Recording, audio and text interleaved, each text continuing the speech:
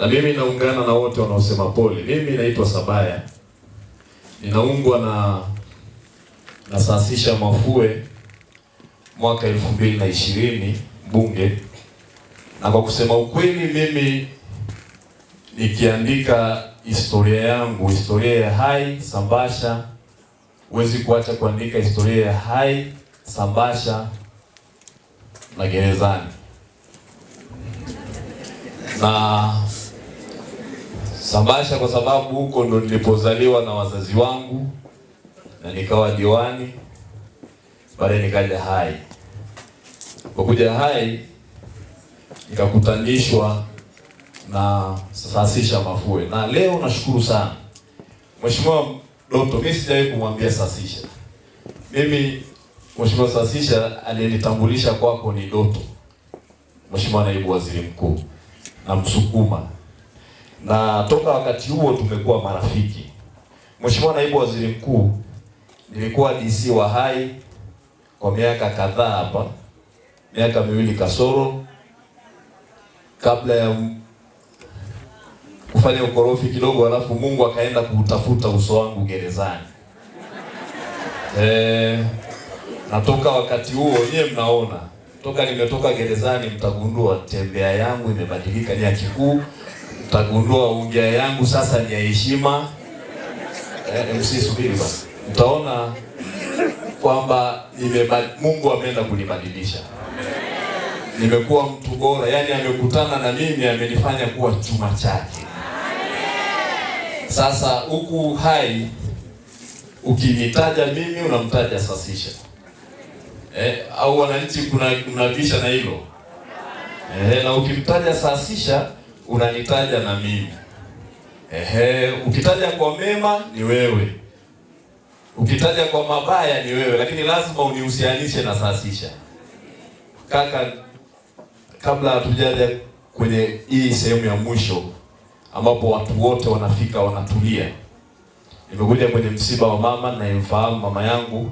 Kwa ukifiwa na mama na mimi nimefiwa na mama, na nimekuja tu kukuambia kwamba wakati ule, wakati at my down ikiwa gerezani, ulipigana na mimi kufa na kupona. Kule ni nusu ya kuzimu. Lile ni tumbo, wachungaji mnajua, lile ni tumbo la kuzimu.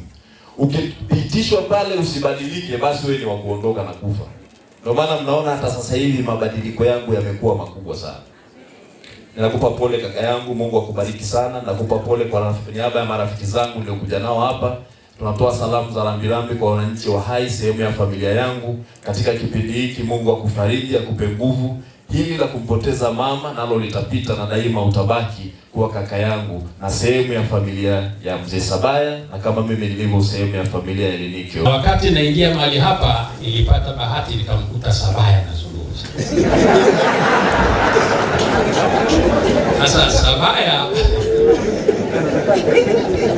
naye ni mdogo wetu, ni mdogo wangu, ni rafiki yangu. Na kama mnavyojua misiba inatufanya wote tuwe wamoja, tunyenyekee kwa pamoja, na inatusababisha saa nyingine tunakuwa na urafiki wa mashaka. Ndugu yangu Sabaya, pole, kwa sababu kwa kweli sijakuona siku nyingi. Nilikuta unaelezea kidogo namna ambavyo ulipitia katika maeneo fulani. Sasa na mimi vile vile ni graduate, na mimi nimepitia hivyo ndio kwa taratibu tofauti.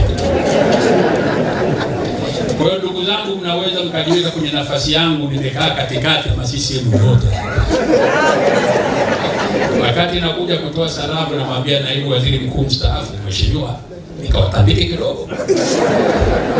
Hawa wote ni rafiki zangu, ni kaka zangu, ndugu zangu, tunashirikiana kwa kila njia. Na tujaribu kukifikisha kwenu ndugu zangu, ni kuatia moyo familia na kuambia ndugu zangu waombolezaji wote, kuna maisha nje ya siasa. Taifa hili ni letu sote. Unyenyekevu tunaoonyesha hapa leo tuishi nao kila siku. Tunahitajiana.